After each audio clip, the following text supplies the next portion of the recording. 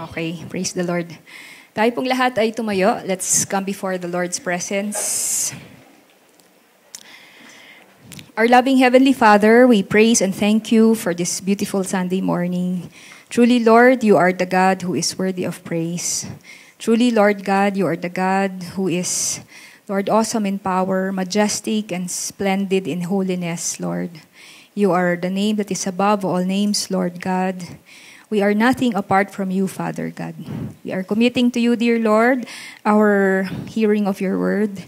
At anuman, Panginoon, O Lord God, ang mensahe ninyo sa aming pong lahat. Tunay nga, Panginoon, mangusap lamang po kayo sa aming pong mga, Lord, aandap-andap na mga pananampalataya. Kayo po, Panginoon, ang magpatibay po sa lakarin po ng bawat isa, Lord God, as we learn how to live by faith, Lord, today. We give you thanks and praises. This we pray in Jesus' name. Amen. Tayo po lahat ay makaupo na. So, brethren, nakatapos na po tayo sa atin pong series on the book of Nehemiah. Praise the Lord. Okay, and today we will look at, we will have two textual messages for this Sunday and also next Sunday. Okay, and then Pastor Leo will be preaching on November 30. Okay, and then after that, let's see, maybe we will have a series of Christmas messages. Okay, dahil po Christmas na po kasi. Amen po ba? Alright, so tawag dito, sana po ay makarating po kayong lahat sa atin pong Christmas party on December 14. Alright, so we hope and pray na wag po tayong maligaw kasi on that day ay sa teacher's camp po yung ating service para nang sa ganun ay dire-diretso po tayo. Okay, dahil nung last year hindi po tayo nagkasya dito. So, kasi kasama na po natin yung mga kids. So, mga kapatid, for this Sunday and also for next Sunday, we will be taking our texts from Hebrews chapter 11 because our topics would be on faith. Okay, it will be on faith. So, ngayon po, ang titingnan po natin ay ang faith po ni Abraham. And, so, brothers and sisters, what comes to your mind when you think of living by faith? Kasi ito po yung topic natin today eh. Kung mahilig po kayo sa church history, siguro kilala po ninyo si George Mueller, si Hudson Taylor. Ito yung mga kilalang heroes of the Bible, heroes of church history na sila po ay who lived by faith. Okay? Who lived by faith. So they lived by faith because everything they needed, they prayed about it. Okay? They prayed about it and as a result experienced miracles, both big and small, in answer to their prayer. So, if you get to find the stories of these two guys, no, George Mueller and Hudson Taylor, their stories were nothing short of inspiring. No, napaka-inspiring po nung pag-living by faith nila na real time yung mga sagot ni Lord, no, talaga pong sa Diyos lang sila umasa. Pero siguro ang tanong po sa atin, mga kapatid, is ito po bang living by faith ay para lamang po sa mga ministers, sa mga missionaries? Ito po ba ay para lamang doon sa mga nagsaserve full-time? Okay? Na dapat po tayong mag-living by faith. Is living by faith also just confined in the aspect of daily provision? Actually, hindi po. Alright? When we say living by faith, in Hebrews chapter 11 verse 1, the Bible says, "Now faith is confidence in what we hope for, and it is assurance about what we do not see." All right? So later we will try to digest what that means, no? It's really not a definition of faith. It's more of like how faith works. Now, brothers and sisters, Christian life is a pilgrimage of faith. Okay, ang ibig sabihin po nun, sabi po ng Romans chapter 1 verse 17, the gospel is a righteousness that is by faith from first to last, meaning the righteous will live by faith. Okay? The righteous will live by faith. It is a pilgrimage of faith. So which means, ang buhay Kristiyano po ay posible po lamang dahil po sa faith. Do you agree? It is only possible, the Christian life, because of faith. Brethren, we are sustained by living by faith. Nagsimula po tayo sa faith nung atin pong inilagay at nilagak ang atin pong faith kay Kristo para sa ating kaligtasan. And we will also continue by faith until the day that we die. All right? So, brethren, it's really, really all because of faith. Amen? It's just really all because of faith. We started with faith, we will be sustained by faith, we will still end with faith. So, kanina nakita natin yung Hebrews 11:1. Ang nakalagay po dyan ay, faith is confidence in what we hope for. I'd like to just give a short study of the word faith. Okay? Ito, napakaganda po kasi because the word faith is from a Greek word pistis. And the root word of pistis is actually peitho, meaning to persuade, or it is to be persuaded. Okay? So, you are persuaded. You are persuaded. So, when we try to summarize what is faith, faith is God giving His persuasion about what pleases Him. In other words, God gives you you have a persuasion about certain things, and that persuasion is something that God has put inside your heart. All right? Yun yung faith. Kasi po mga kapatid, sa totoo lang, ang faith hindi po siya the usual human belief that we know, no? But faith is actually a gift of the Lord, no? It is a gift of the Lord. So, meron ka bang faith? At siguro sabihin nyo, makikisakay na lang ako sa faith mo. Mas marami kang faith kesa sa akin. At somehow, pag sinasabi po natin yon, alam po natin na hindi natin kayang i-generate yung faith sa sarili natin. Kailangan natin ng grace ni Lord para i-generate yung faith natin. Bakit po? Kasi nga po, ang faith, it's God-given. Alright? When you go to Romans 12:13, sabi dito, "For by the grace given me, I say to every one of you, do not think of yourself more highly than you ought, but rather think of yourself with sober judgment." Now, focus on this last phrase. In accordance with the faith God has distributed to each of you. Amen? In accordance with the faith God has distributed. That is why none of us can boast that we have huge faith, because that huge faith, even if we do have, is still a blessing, a gift of the Lord.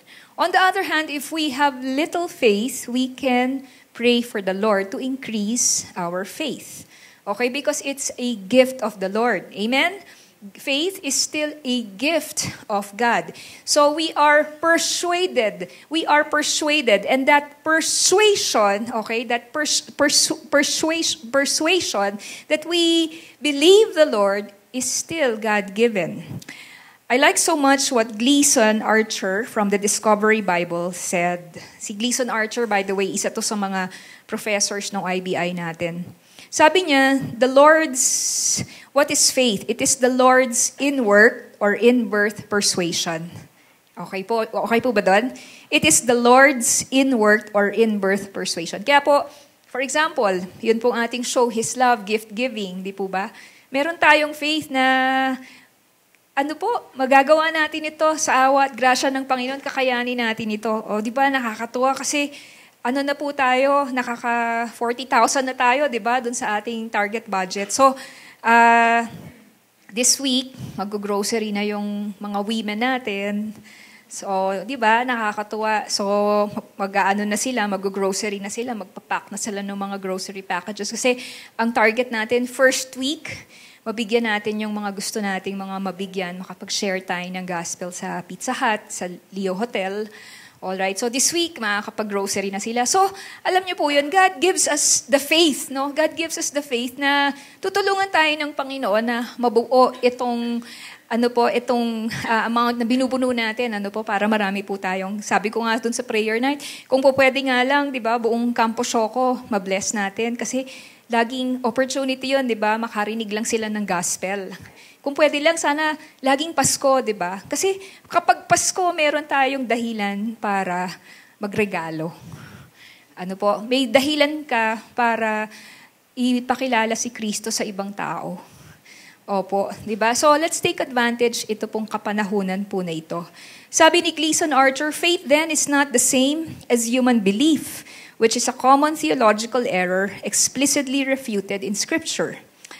Another thing that it is worth knowing, sabi po ng Discovery Bible, in a biblical sense, faith is always received by believers. Amen? It is received by believers. Kumbaga, kaya sometimes we wonder, bakit ang liit naman ng faith niya? Hindi kasi siya human-generated. You really, really need to ask God na itaas yung faith niya, na tulungan siyang mas manampalataya sa Panginoon. Ano po? Kasi it's a God-given persuasion po eh. Faith is always the gift or the work of God from the moment of conversion to the end of sanctification. Faith is always God's work imparted by the Lord. Perhaps ito rin yung dahilan kung bakit po sa Luke chapter 17 verse 5, ang mga disciples, magpe-pray sila at sasabihin nila kay God, kay Jesus, Lord, increase our faith. Okay, Lord, increase our faith. So, do you have big faith? Do you have small faith? And you know in your heart that that faith is of the Lord. Ilan na po sa inyo naka-experience na hindi ko alam, basta meron akong faith. Katulad po nung, meron tayong isang kapatiran na nag-take nga ng board exam, no? Tapos, yung faith niya, binigyan siya ni Lord ng faith, ng assurance na pasado na siya. Na registered nurse na siya. Alright? At tinestify niya pa rito sa harapan sa prayer night. Sabi niya, binigyan, Sino kaya yon? Hindi ko rin alam eh. Okay? Tinestify niya pa na registered nurse na siya kasi faith is the confidence of things hoped for, the assurance or the evidence of things not seen. So, we don't know where he got that, but all we know is it's not human-generated. He got it from the Lord. Okay? God gives him that faith, no? So, nakakatuwa po, di ba? Nakakatuwa po. Ngayon, yun nga lang, minsan si Lord, itetest niya tayo kung talaga bang naniniwala ka. Naniniwala ka ba dun sa faith na nilagay ko sa puso mo? And of course, kung naniniwala ka, you have to make steps of action. Steps of action. Ngayon, syempre, magda-doubt ka. Paano kung hindi pala totoo yung faith ko? Di ba? Paano kung di pala totoo? Paano kung bumagsak pala ako? Or something like that. Di po ba? So, kaya nga siya faith. No? It is not by sight. It is faith. No? It is you're persuaded because of a God-given gift or work in your heart. That is why meron kang faith. Alright? So, kung iisipin mo yung paano di magkatotoo, di nag-waver yung faith mo. Pag iniisip mo na ano isipin ng mga tao kapag sinabi ko to? O di ba nagda-doubt ka na? So, that is why faith is really something very, very unique. It's very, very special. Amen po? It's very, very special kasi alam mo na hindi ka nakatingin sa sarili mo, hindi ka nakatingin sa tao. Nakatingin po tayo sa Panginoon. So, last week, siguro share ko po lamang. So, bumaba nga kami, di ba? So, we were, 2 weeks ago, no, I think our country has undergone something difficult, no, because of the 2 typhoons, the Tino and the Uwan typhoon, di po ba? Tapos pagkatapos ng Tino na typhoon, di ba, kung mapapansin po ninyo, wow, araw-araw, ang dami-daming mga news tungkol dun sa nangyari sa Cebu. Na halos madelubyo sila sa totoo lang, nakakaawa naman talaga eh. Kasi hindi mo ma-imagine, nagmukhang mistulang dagat-dagatan yung Cebu. Opo, no? May makikita kang mga cities na hindi na ito kalsada, dagat na to kasi more than 20 feet of water. Alright, na I've never seen that kahit sa Ondoy, na nagpatong-patong-patong yung mga kotse. Alright, nakita niyo po ba yun na nagpatong-patong? Kahit po sa Ondoy or dun sa Marikina, this was really, really terrible. Okay? So, tapos after noon, just a few days, super typhoon naman. Stronger than Tino. Okay? Tapos, ang landfall saan? Sa Baguio. Sa Car. It's specifically sa Baguio. So, we were scheduled to go down, alright, ng Friday. Kasi po may ministry po tayo sa Dasmariñas. Okay, so bababa kami ng Saturday. Tapos after nun, we will do a Bible study dun sa Great Source, no? Tapos, we have some well-meaning friends, loved ones, who texted us, no, who messaged us nung Friday. Please don't go down anymore. Okay? Huwag na kayong bumaba. I-cancel nyo na lang yung trip ninyo. Kasi may bagyo. So they were concerned for us, no? They were concerned for us kasi nga may bagyo, tapos bababa pa kayo. Although in my mind, I was thinking, actually, napabuti pa nga kami kasi yung landfall sa Baguio. Tapos pupunta kami ng Manila. So actually, diba, come to think of it, lumayo kami. Diba? And yet, syempre, some people who were concerned about us, they were telling us, just cancel your trip, just stay in Baguio, don't go down anymore. Alam niyo po, sa mga pagkakataong ganon, ano ang sagot sa'yo? Ang sagot sa'yo, unang-una, ano ba will of God? Ang will of God, we go down, we minister, we meet with the brethren in Dasma. So, regardless kung may bagyo or not, this is what we're going to do. Okay, maglandfall man yan sa ganito, maglandfall sa ganito, clear na yun eh. God wanted us to go down. And true enough, we all saw what God did with Typhoon Uwan, correct? Brethren, it was a miracle.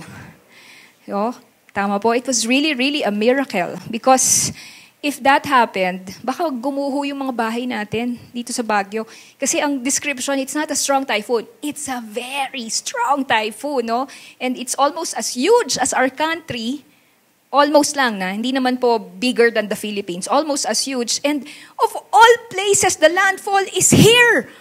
So imagine mo na lang, sabi ko, Panginoon, kung meron nga mga tropical depression, gumuguho yun, naglandslide kami sa Marcos Highway, yung mga, eto pa kaya, tapos dito, baka pagbalik namin, wala na kaming mga bahay.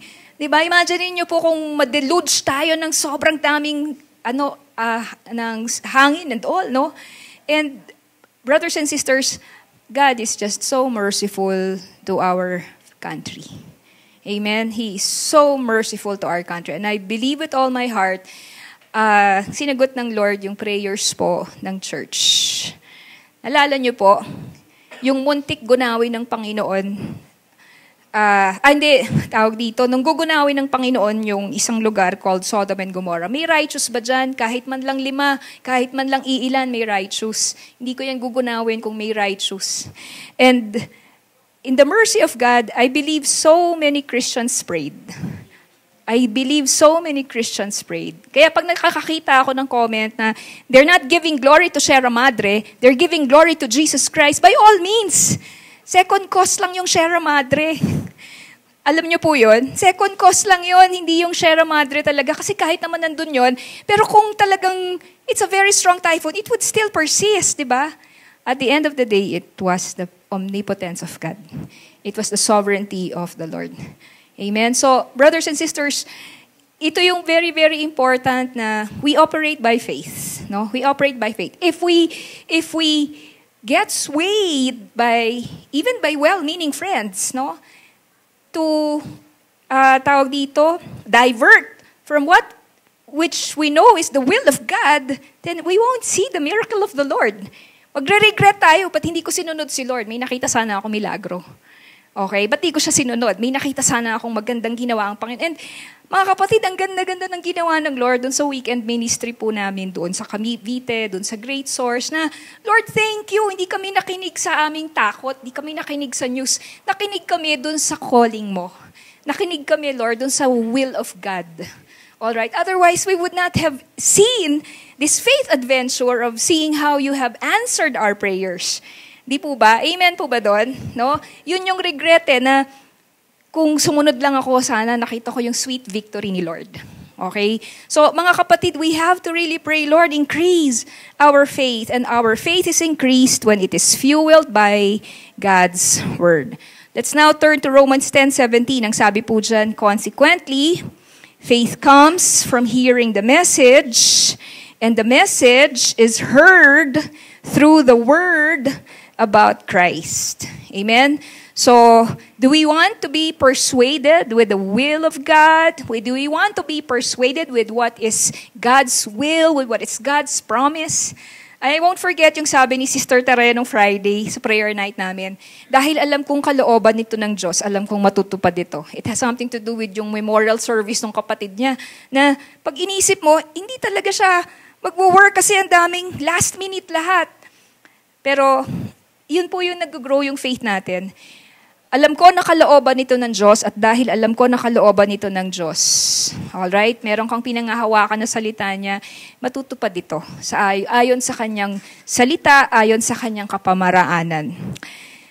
In the morning and evening devotions of Charles Spurgeon, he said, God's promises were never meant to be thrown aside as waste paper. He intended that they should be used. God's gold is not miser's money, but is minted to be traded with. Nothing pleases our Lord better than to see His promises put in circulation. He loves to see His children bring them up to Him and say, Lord, do as Thou hast said. We glorify God when we plead His promises. Amen? That is why faith is a God-given persuasion because it is based on Scripture. It is based on the Word of God. Hindi lang ito yung kinungkok mo sa isip mo na positive thinking. Hindi. Persuaded ka kasi yun ay galing sa salita ng Diyos. Ito ay pangako ng Panginoon. Amen po? Kaya ka may persuasion. Kaya siya God-given kasi mula siya sa Panginoon. At mga kapatid, nagsisimula po tayo sa ating hawak sa faith, sa ating buhay na pananampalataya, nang tayo po ay kumilala sa ating Panginoong Jesus. So tingnan po natin ang 30 bagay na matututunan po natin sa pagliliving by faith po ni Abraham. Lessons of living by faith in the life of Abraham. In verse, let me read to you first, yun pong buong passage. Hebrews 11, by faith Abraham, when called to go to a place he would later receive as his inheritance, obeyed and went, even though he did not know where he was going. By faith, he made his home in the promised land like a stranger in a foreign country. He lived in tents, as did Isaac and Jacob, who were heirs with him of the same promise. For he was looking forward to the city with foundations, whose architect and builder is God. And by faith, even Sarah, who was past childbearing age, was enabled to bear children because she considered him faithful who has made the promise. And so from this one man, and he as good as dead, came descendants as numerous as the stars in the sky and as countless as the sand on the seashore. Now, notice, brethren, that the words by faith was mentioned. The phrase by faith was mentioned 3 times. Sa verse 8, by faith, Abraham. Verse 9, by faith, he made his home. Tapos sa verse 11, by faith, even Sarah. Kaya po, ang topic natin is living by faith. Are you living by faith? Now, let me just tawag dito, add a little to our appreciation of Abraham, the man who lived by faith. I tried to search on the internet, is there any country, all right, that started and became a country up to now, all right, with one human being or with a single individual? Can you tell me? Of course, merong kunyari, yung sina Lee Kuan Yew, yung sa atin, siguro si Jose Rizal, no? Pero hindi sila yung that one man from whom all the descendants came from his seed. Tama po ba? Wala kang mahanap sa buong history ng mundo kung saan nag-start ang isang bansa sa pamamagitan ng isang human being. Tama po? Meron ba? Mga attorney? Wala, di ba? Baka mas may kayo, may research kayo kaysa sa akin. Wala akong malaman na wala akong malaman na story na may isang single individual, may human being na siya yung naging, di po ba, progenitor ba tawag doon? Siya yung naging source, no? Nung descendants, yung isang tao, yung seed niya, yung naging source ng buong nation. So, except for one country, and that's Israel. All right? Except for one country, and that is Israel. And it's a special story. Why? Because that guy who started, from whose seed the nation of Israel came from, it started because of faith. Amen po? It started because of faith. Amen? So, imagine niyo po yung legacy ng faith ni Abraham kasi pasa siya dahil nga po doon sa promise ng Diyos that through the faith of Abraham, nations of the world will be blessed. All right? That is why, kakaiba po yung kwento na ito eh. From one person and from his seed came a whole nation. So the story of Abraham and his calling is a most beautiful example of living by faith. Okay, so unang-una tingnan natin. Living by faith, number 1, is grounded on God's call and promises. This is not something that we Abraham just decided on that I want to build a nation through my seed. How could he do that? He was 75 years old, he was old, he was barren, and so was Sarah. Okay, so paano kaya yun? But living by faith is grounded on God's calling and promises. So let's read again verse 8. By faith, sabi rito, Abraham, when called to go to a place he would later receive as an inheritance, obeyed and went, even though he did not know where he was going. Ito pong calling ni Abraham ay makikita po natin sa Genesis chapter 12, verse 1, where it says there, the Lord had said to Abraham, go from your country, your people and your father's household to the land I will show you.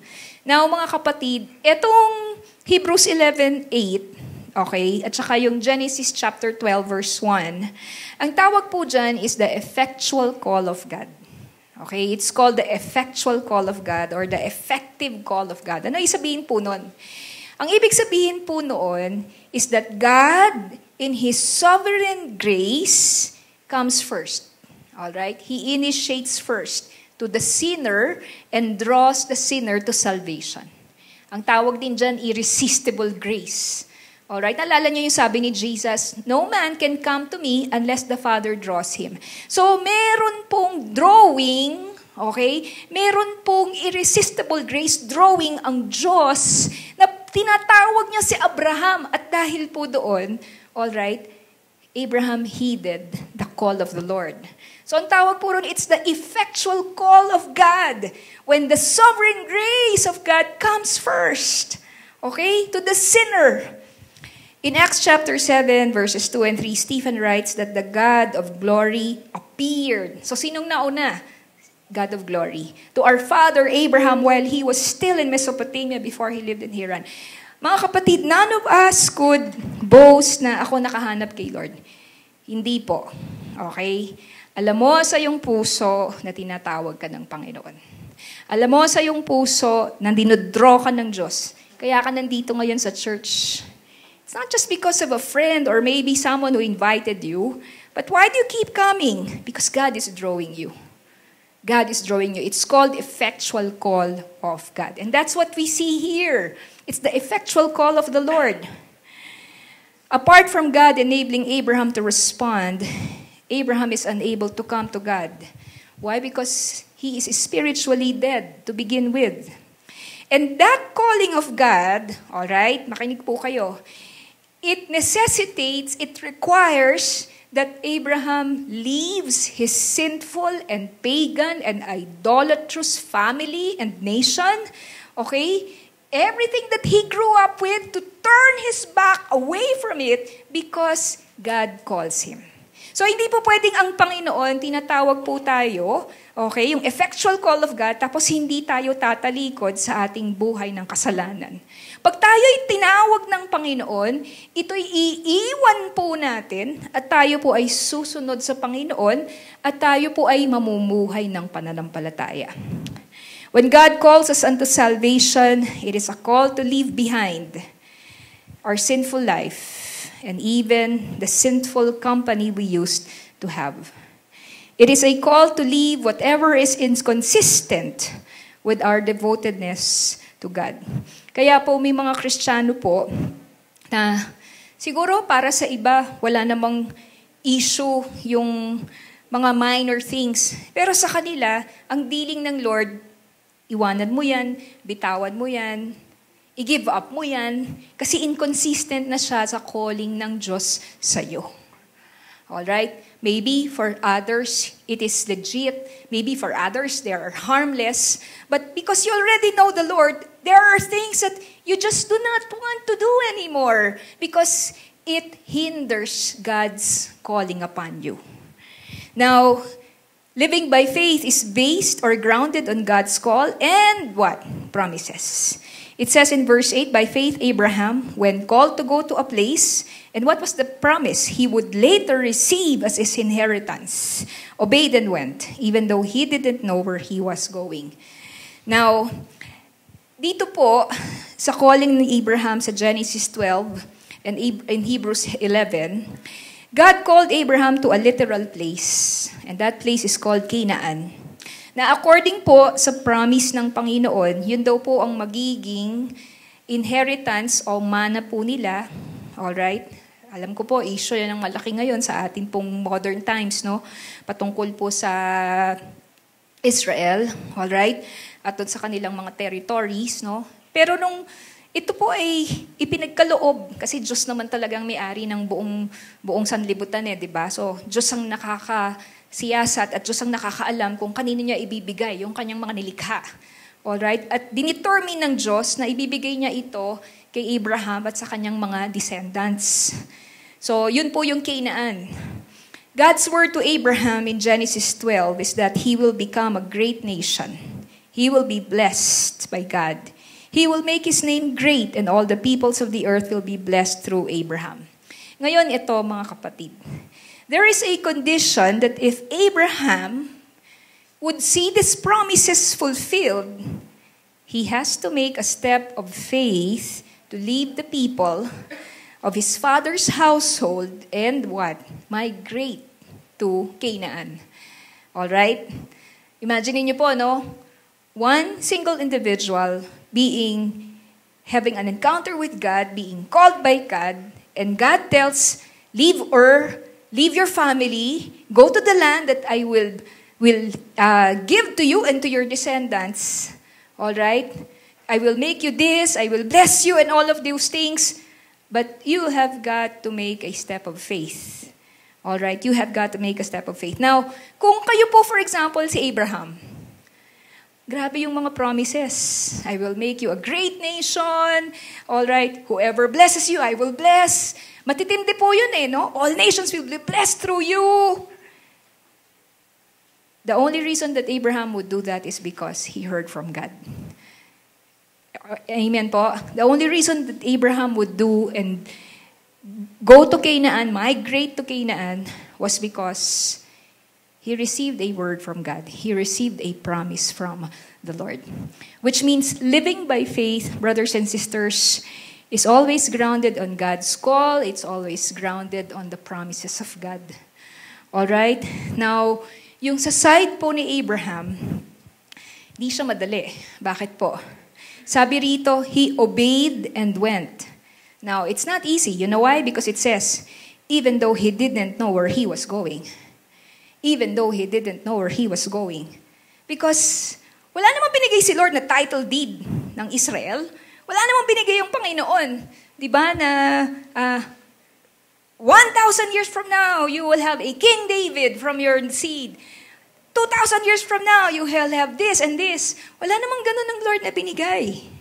Bakit po? True living by faith, all right, is never supposed to be easy. Because it is doing what God says that we should do, even when it looks and sounds foolish. Even when it looks and sounds foolish. Lahat po ng mga promises ng Diyos kay Abraham, actually, kahit po dun sa mga men and women of faith, kunyari, si Noah, sinabihan siya ng Panginoon na gumawa po siya ng ark, and never pa namang umulan nung panahon na yon. Foolish yun, di ba? Pag inisip mo. And yet, God's promises to Abraham were dependent on his obedience to leave his family in Ur. Nakadepende po lahat roon sa kanyang pagsunod na siya aalis ng Ur. At bibitawan niya ang buhay niya sa Ur para sumunod sa kalooban ng Diyos. And brethren, that was not an easy thing to do because it can only be done by faith. Amen? Not an easy thing to do, but it can be done. How? By faith. Can we say that again? How can it be done? By faith. Once again, how? By faith. All right? By faith. Who says living by faith is easy? It's not. Kaya nga siya by faith. All right? Kaya nga siya by faith. So mga kapatid, ito na po yung he obeyed and went even though he didn't know where he was going. But because it was grounded on the call of God, it was grounded on the Word of God, on the promises of God, he obeyed, he went, even though he didn't know where he was going. Perhaps a geographical location is not exactly the literal dealing of God to you right now. But the point is, you have to make an initial but very crucial step of leaving what needs to be abandoned so that God can begin to work out His will and plan for your life. Okay? And ano yung isang reason kung ba't hindi tayo makasunod sa Diyos? Kasi meron tayong tinatawag na comfort zone. A comfort zone is your place of security and familiarity, where your ways are set, where everything is already predictable. It is a place where your faith in God no longer needs to be stretched. Kasi very, very comfortable and predictable na yung buhay mo doon. That's a comfort zone.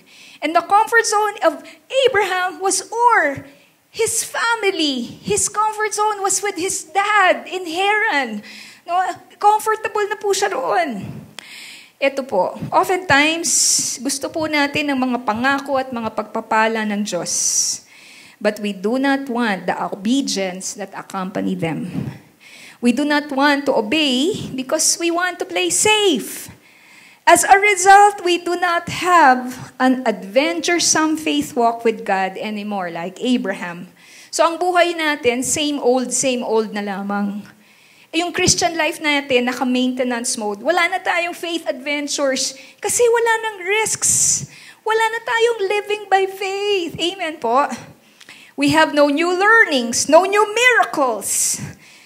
Brethren, but God's will is much, much more exciting than any plan that you and I can concoct with our own wisdom. Amen? Ito po, siguro just to share, naalala ko po kasi nung ginagawa ko po itong message natin. Nung gumraduate po ako, so, ngayon looking back, because I'm 51 years old, and looking back on what I have done after I finished college, sabi ko nga, Panginoon, kumbaga, that was really just pure childlike faith. Okay? It was just pure childlike faith. Because looking back, why did I do that? Kasi naalala ko, nagalit yung tatay ko nun sa akin. Kasi sabi niya, pinag-aaral kita ng 4 na taon sa kolehiyo, tapos magpapastor ka lang pala. Magpo-full time ka. Sabi niya pong ganun. Alright? But you know, at that time, di ko naiisip yun. Basta naisip ko lang, may calling si Lord. So naiisip ko lang, meron si Lord na plano, meron siyang will, narinig ko, nagbasa ako may scripture ako sa Jeremiah chapter 1 na tinatawag ako ni Lord sa full time. You know, and at that time, it was just really pure childlike faith. Okay? And sabi ko nga, Lord, buti na lang di mo naman ako ginawang sobrang ma-analyze sa buhay. Na yun na lang yung naisip ko. Ano po, nung nag-finish po ako, meron ako mga na-receive na mga job invitations. Ano po. Sabi ng mother ko sa akin, hindi mo na ba talaga pupuntahan yan? Okay? Yung isa po, sa isang TV network. Kasi mass comm nga yung course ko po eh. So sabi nung nanay ko, hindi mo na pa pupuntahan. In my mind, wala po akong maisip. Yung faith na binigay ni Lord na napakaliit, yun lang yung, hindi ko talaga po, para po akong sabi ko nga, Lord, ano ba nangyari sa akin nun? Ngayon parang looking back, Lord, that was just really you. Okay, it was just a pure childlike faith that I'm going to jump into the ministry. Okay, I'm going to jump into the ministry. And brothers and sisters, praise God. Because ito pala yung plan ni Lord. Dadalhin pala kami ni Lord rito sa Baguio. Magpapastor pala kaming 2 mag-asawa.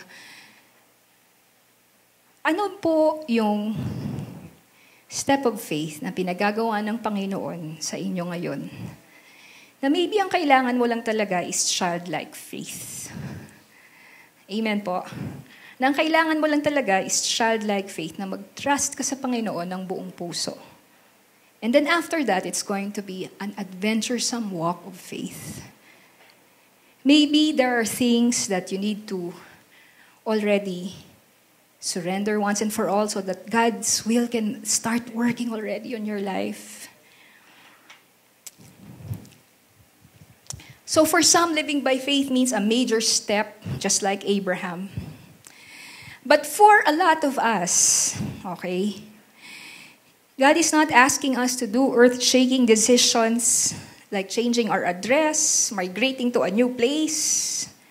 But living by faith is also making small, daily decisions of dying to self and obeying God in the little things so that we can pursue the path of obedience, promise, and blessing in a daily basis. Amen po ba doon? All right? It is a daily thing. It is a daily thing.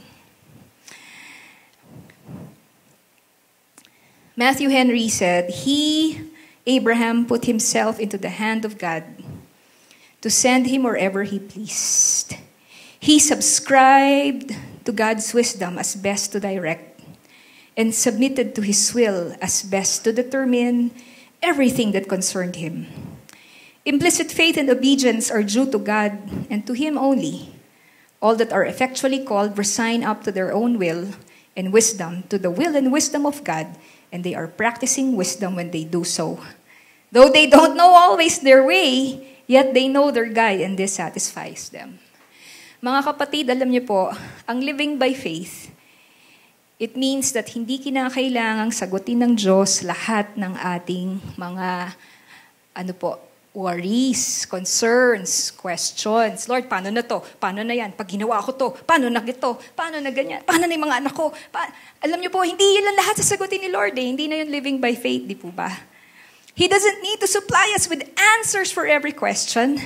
But faith is obeying and going, even though God does not provide you with all the answers except His will and His promises.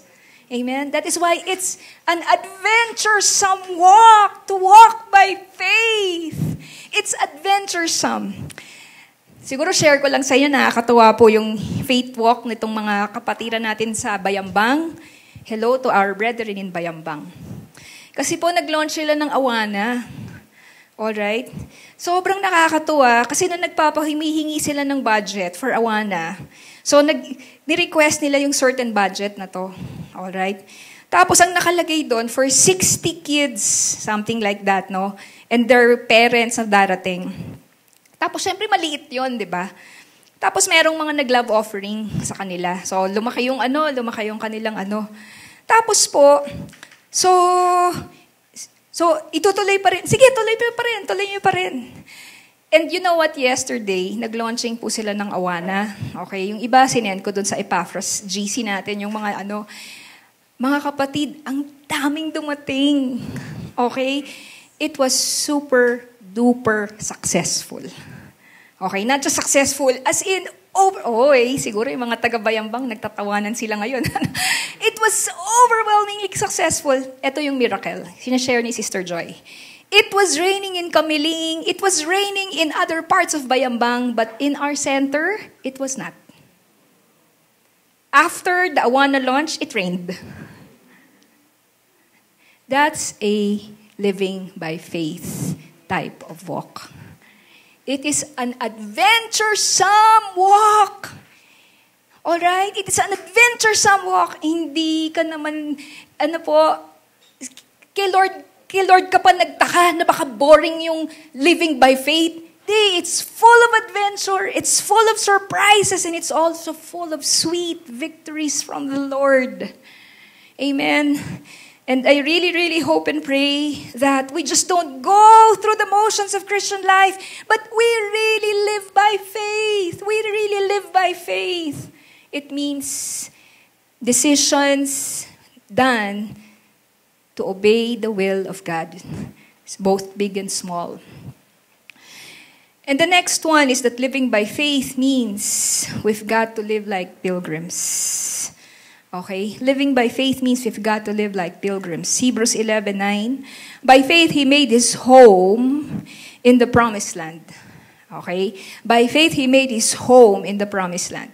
So siguro yung mga Kanaanita na nandoon, iisip nila, sino kaya itong Mesopotamia na ito? Si Abraham, ano? Ano ginagawa niya dito? Hindi naman siya Canaanite. Hindi nila alam, si Abraham, hindi, bibigay ito ng Diyos sa akin one day sa mga descendants ko. Ginagawa niya yon by faith. Tumira siya doon by faith. Imagine niyo po yung history ng Israel, di ba? It's really unlike any other kasi nga Diyos yun eh. Kwento siya ng Panginoon eh. By faith, He made His home in the promised land like a stranger in a foreign country. You know, it's not nice to go to a foreign country. Alam niyo po yun, it's not nice to go to a foreign country and you are a tourist, you are a stranger, and you don't know anybody. But he did it by faith. He lived in tents as this Isaac and Jacob, who were heirs with him of the same promise. For he was looking forward to the city with foundations, whose architect and builder is God. When Abraham finally reached Canaan, hindi naman po tinaboy ng Diyos ang mga Kanaanita all at once and gave the land to Abraham in a silver platter.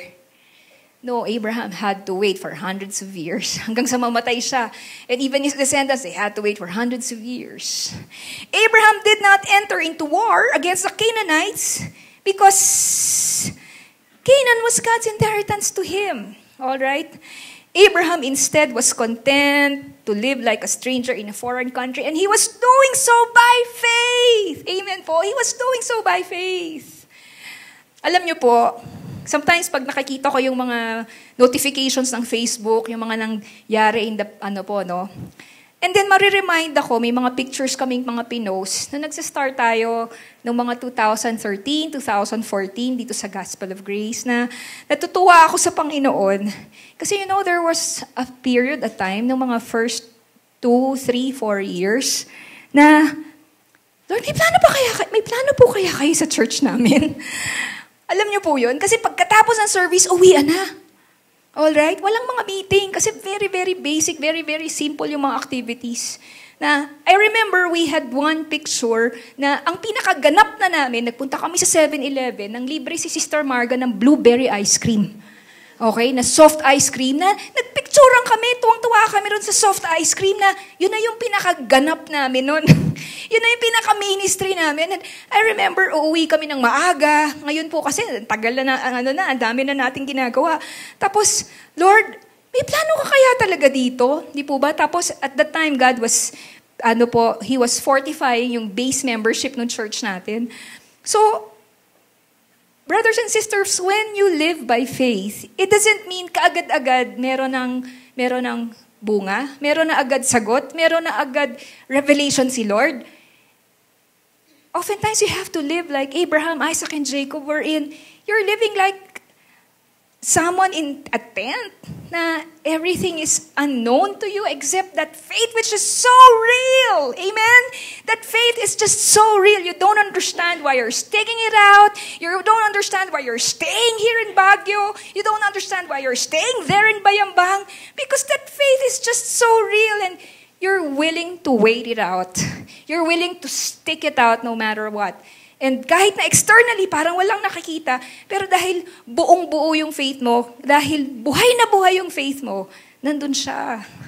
Alright? So, mga kapatid, hindi ko po alam kung ano kaya yung dapat na buhay na faith na meron sa atin ngayon. Alright? Na tinetest tayo doon sa kalooban ng Diyos, pero dahil buhay yung faith, nagpapatuloy po tayo. Meron ka ba nun? Okay? Do you have that? Do you have that? In verse 9, he lived in tents. A tent, we all know, is a temporary shelter. Easy to put up, easy to disassemble. If you're living in a tent, it means you are on the go. It means to be ready anytime to pack up and go. Alright? So si Abraham, Isaac, and Jacob, alright? Alam naman nila, pwede silang palayasin ng mga Kanaanita doon. Pero okay lang yun. Kahit kung saan sila mapadpad. Basta magsistay sila doon. They lived in tents. It was because of faith. Isaac and Jacob were also heirs of the same promise. It was the inheritance, not just of the earthly Canaan, but the heavenly Canaan, which is the kingdom of God. And the promise is made to believers that to as many as the Lord our God shall call, and who will accept the Lord, will have that inheritance of eternal life and the kingdom of God. So, ano po ang isang application po rito, mga kapatid? Living by faith calls for us to live like pilgrims. And when we say pilgrims, we know that this world is not our home. Okay? Ibig sabihin po nun, we go as God leads. Alright? We go as God leads. It means also, yung negative side is to hold the things of this world loosely. We are to enjoy the things of this world the way a tourist should. It means enjoy, but don't think of settling down forever. At the end of it all, Abraham had to remind himself that Canaan was just one piece of the grand plan of God. It was not the whole plan, because the whole plan of God is His eternal kingdom through Jesus Christ. That is why in verse 10 it says, Abraham was looking forward to the city with foundations, whose architect and builder of God. So, this must have been revealed to Abraham sometime. Ano po, na hindi lang yung Canaan, pero yung heavenly kingdom. Brethren, wherever God has called us to live right now, all right, no place or city can ever compare with the city that is being prepared by God for us, the city with foundations, whose architect and builder is God Himself. Naalala ko nung tinuro ko po ito sometime in the past, ito yung sinulat ko. Masarap tumira dito sa Baguio, pero hindi pa ito langit. Oo, di ba? Hindi ito langit. Because dahil lahat ay ating iiwan at uuwi tayo sa ating Panginoong Jesus permanently. So how can we live by faith? We've got to live like a pilgrim, always surrendered to the will and to the plan of God. Amen? Always surrender to the will and to the plan of God. So, we've got to live like a pilgrim, because if we cling to this material world and the security that this world fails to give, no, it would be hard for us to be sustained in our obedience to God's will. And it would be hard for us to take orders from the Lord anytime. Abraham, Isaac, and Jacob could live by faith because their faith rests in what is eternal. 2 Corinthians 4:18, so we fix our eyes not on what is seen, but on what is unseen. Since what is seen is temporary, but what is unseen is eternal. In 2 Corinthians 5:7, for we live by faith, not by sight. Amen po ba doon? For we live by faith, not by sight. Okay? Nung unang mga taon namin dito po sa Baguio, lagi ako nade-depress pag padating na yung fog. Pag tourist ka, enjoy yung fog, di ba? Kasi wala namang fog sa baba. Pero kung araw-araw may fog, nakaka-depress. Napansin ko po dito sa ating meron tayong sarili ditong weather bureau dapat eh. Ang araw may expiration date. Hanggang 12:30 lang yan. At least dun sa lugar namin. Pag 12:30 na, gloomy na! Ang kapal na ng fog. Tapos one time po, pinagalitan ako ng Panginoon through this verse. Why are you letting the fog dictate your emotions? Why are you letting the fog dictate your feelings, your faith? Stop looking at the fog! Okay? And live by faith. Rejoice in the Lord. I say it again, rejoice. Stop looking at what you see with your eyes. Focus on what is eternal, and that is the Lord. Amen po ba doon? Now, the last one is living by faith means to believe God's faithfulness and expect Him to fulfill His promise. In verse 11, and by faith even Sarah, who was past childbearing age, was enabled to bear children because she considered Him faithful who had made the promise. Ang galing talaga ni Lord i-prove yung sarili niya, no? Through impossible situations. Bakit po? Biruin mo, tinawag niya si Abraham, lolo na, 75. Hindi lang yon. Pangako niya, magiging nation siya. Eh ano pa po? Hindi lang siya 75, yung asawa niya baog. Tapos siya rin 75 na. Tapos ito yung promise ni Lord. Talagang by faith lahat yan. Okay? By faith talaga yan. Pero mga kapatid, nanganak si Sarah eh. Si Lola Sarah. Okay? Nanganak siya eh. Binigyan siya na it was a miracle baby. It was Isaac. Abraham and Sarah migrated to the promised land. They lived like pilgrims. But God was specific about something, that they will have descendants as numerous as the stars in the sky. Kaya nga nung una, akala ni Abraham, it was gonna be through Hagar, okay? Yung anak nila, si Ishmael. Sabi ni Lord, hindi, wala akong sinasabing remedyo na ganyan. Diyos naman ako. Wala sa Bible yon. Pinaparaphrase ko lang si God. Diba? Maybe God was saying, ano ka ba kayo? I'm God. Diba? Kasi si Abraham nagremedyo na eh. Inisip niya siguro si Hagar, siguro si Ishmael para matuloy yung promise. Pero sinasabi ng Panginoon, ano ba sinabi ko? From your seed, from your own flesh and blood. Alright? So specifically, God was promising them that they will have their own child. A child who is their own flesh and blood. And as we all know, Sarah was barren and was past childbearing age. But by faith, Sarah was unable to bear children. It didn't say Sarah was unable to bear Isaac, but Sarah was unable to bear children because the writer of Hebrews was emphasizing that God did not only give Abraham and Sarah their own Isaac, but from Isaac and Jacob came the nation of Israel and all those who lived by faith, just like us. That's why we call Abraham Father Abraham, all right? Because he's the father of faith. And lastly, and so from this one man. Okay? Kasi nasabi ko sa inyo kanina, wala kang makahanap sa world history na bansa na nagsimula sa isang human being. Ito, talagang kwento to ng Diyos. And so from this one man, and he as good as dead, came descendants as numerous as the stars in the sky, and as countless as the sand on the seashore. I like so much what si Edmund Chan yata nagsabi nito. Faith enables us to see what others cannot see. And as a result, faith enables us to do what others cannot do. Amen? Napakaganda po. In Hebrews 11:6, and without faith, it is impossible to please God. Gusto mo bang matuwa si Lord sa'yo? Lord, gusto ko po matuwa kay sa akin. Alam niyo mga kapatid, sa buhay Kristiyano, marami kang gagawing tama, hindi dahil tama siya. Hindi lang dahil tama siya, pero dahil gusto mong matuwa ang Panginoon sa iyo. Okay po ba yon? May mga bagay na hindi mo naman na kailangan gawin, hindi naman ine-expect na gawin mo, pero gagawin mo siya dahil alam mo na ikatutuwa yon ng Panginoon. Yun ang faith. Without faith, it is impossible to please God. Because anyone who comes to Him must believe that He exists and that He rewards those who earnestly seek Him. Now, I'd like to take you forward, pass forward to the other men and women of faith in Hebrews 11 so that we would know kung ano pa yung mga nagawa nila, things that they saw that others cannot, things that they were able to do that others couldn't do, and all because of by faith. And what more shall I say?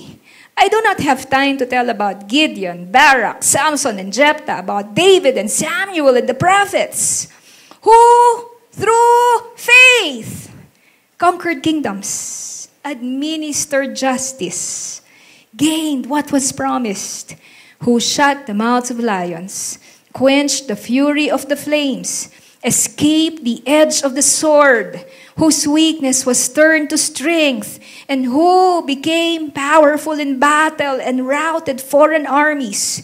Women received back their dead, raised to life again. There were others who were tortured. Now, patinin niyo po, yung first part, puro mga victories, puro mga gaganda, administered justice, conquered kingdoms. Pero hindi lang yun ang living by faith eh. We're also living by faith when we go through long suffering. When we go through long suffering. Kaya sabi po dito, there were others who were tortured, refusing to be released so that they might gain an even better resurrection. Some faced jeers and flogging and even chains and imprisonment. They were put to death by stoning. They were sawed in two. They were killed by the sword. They went about in sheepskins and goatskins, destitute, persecuted, and mistreated. The world was not worthy of them. They wandered in deserts and mountains, living in caves and in holes in the ground. Verse 39, these were all commended for their faith. Amen? These were all commended for their faith. Yet none of them received what had been promised, since God had planned something better for us, so that only together with us would they be made perfect. God has His perfect timing for everything, mga kapatid. He has His perfect timing for everything, and that is why we live by faith. Let me just share with you, siguro malapit na po tayo magtapos, but I want to share with you an actual experience, an actual situation or story.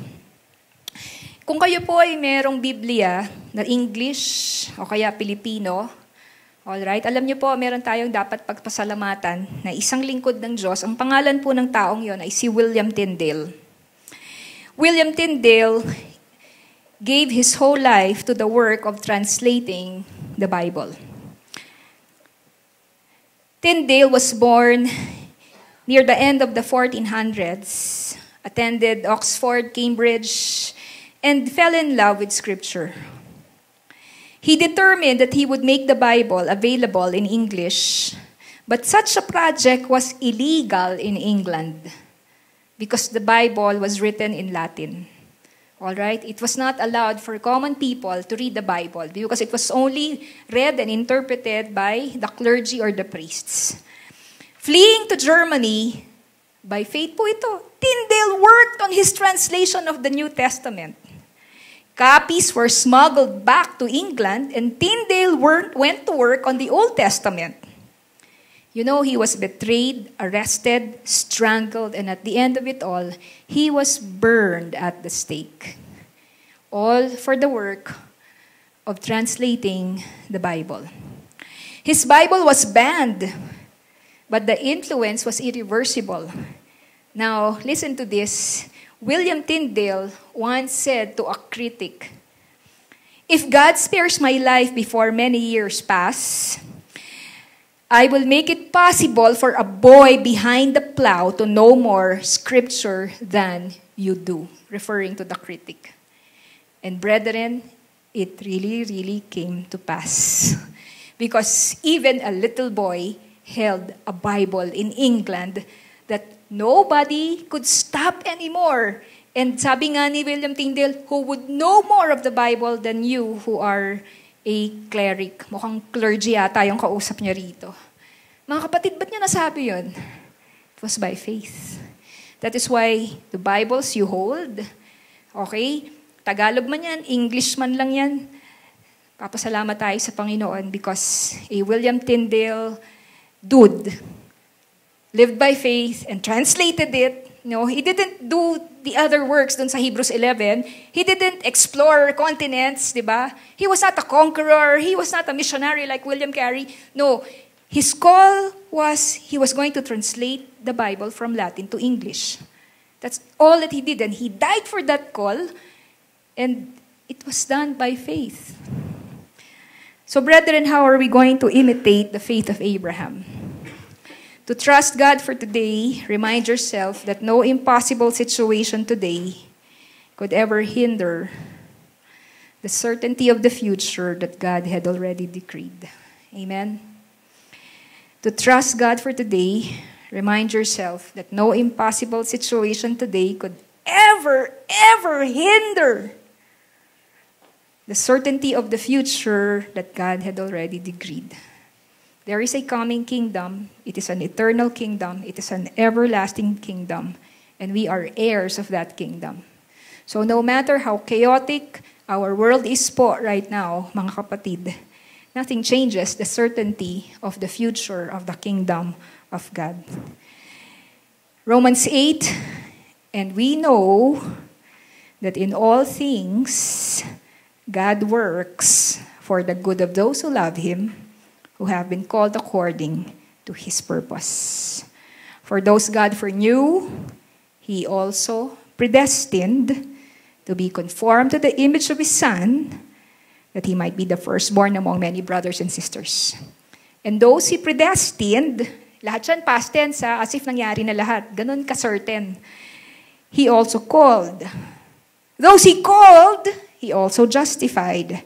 Those He justified, what's the last one? He also glorified. Baka makadagdag lang sa inyo. You know that our Lord Jesus Christ is omniscient, right? He is all-knowing. And because He is omniscient, do you know that He can see all things at once, past, present, and future? Kaya tayo, worried na worried tayo di ba? Kasi syempre, limitado yung nakikita natin Kaya yan lahat past tense kasi sa Diyos, that's a done deal. You and I, our salvation is fixed. It is secure. It is a done deal. Let's all rise from our seats, brothers and sisters, and thank the Lord for His grace. Our Father in heaven, salamat po, Panginoon, sa inyo pong biyaya ngayong umaga. Nakaka-excite to live by faith. And Lord, we know that it is not just for missionaries, guys like George Mueller or Hudson Taylor. Lord, we know, Father God, that you have called every single believer, every single follower of Christ to live by faith. And thank you, Lord God, for the challenges, the difficulties, the problems, the hardships, all of these teaching us to live by faith and not by sight. Salamat po, Panginoon, dahil kung kami man po, Lord God, ay may problemang dinadaanan o mga pagsubok na dinadaanan, Lord, mahal nyo talaga kami. Dahil ibig sabihin, Lord God, ay tinuturuan niyo po kaming mamuhay sa pananampalataya tulad po, Panginoon, ng inyong lingkod na si Abraham. At Panginoon, dalangin po namin, Lord God, that you will increase our faith. Please increase our faith. We know that we cannot generate faith on our own. It is your gift. That faith, O Lord, is something that you distribute to each one. And Lord, increase our faith. Lord God, we pray that we will deepen in the study of your word. We will deepen in treasuring, Lord God, your every word, Lord. May our lives be filled with the word of God. May our lives be filled with your promises. That every time, Lord, it feels easy to doubt. It feels easy, Lord, to be depressed. It feels easy to be discouraged. It feels easy to be afraid. Lord God, we have your word, Lord, to strengthen our persuasion about God and about your promises. Panginoon, ini-entrust namin sa inyo ang buhay ng bawat isang naririto. Tulungan niyo po kami na sa, Lord, journey of faith na ibinigay niyo po sa bawat isa sa amin. Ito'y lalakaran po namin. Thank you, O God. Lord, it is our prayer, Lord, uphold us. May we not miss your will, Lord Jesus. Lord, we pray that in every little things, in our daily decisions, Lord, we will have small victories of seeing, Lord, how you reward living by faith. Amen. Praise you, Father God. Salamat po, Panginoon, sa araw na ito, sa umagang ito. Kayo po, Lord, ang patuloy na magpuspos sa aming lahat ng banal na Espiritu at ang iyong salita. Pagpalain niyo po, Panginoon, ang aming pong mga, Lord, ang aming mga buhay, ang mga tahanan, Panginoon, at ang mga eskwela at trabaho kung saan niyo po kami ilagay. Patuloy po na dinadalangin, Lord God, na, Lord, hahawakan niyo po ang aming testimony. Hawakan niyo po, Lord, ang aming pong paglakad sa inyo. At tunay nga, Lord, thank you, Lord, dahil kayo po, O God, ang makikita sa lahat-lahat. Nagpapasalamat din po kami, Panginoon, sa mga answered prayers. We thank you, Lord God, for the very successful Awana launch of our church in Bayambang. Thank you, Lord, you rewarded the faith of our brothers and sisters. Thank you. And we pray, Lord God, na patuloy niyo po silang gawing effective sa Bayambang, Panginoon, sa pag-abot sa mga taga-Kamiling din po, Lord God. Father God, we also want to thank you, Lord, for our continuing projects sa Show His Love. We thank you for your grace and provisions, dear Lord. We continue to pray, Lord God, na turuan niyo pa po kami, Panginoon, na, Lord, turuan niyo pa po kami, Lord God, na, Lord, na mangarap para sa inyong kaharian. Salamat po, Panginoon.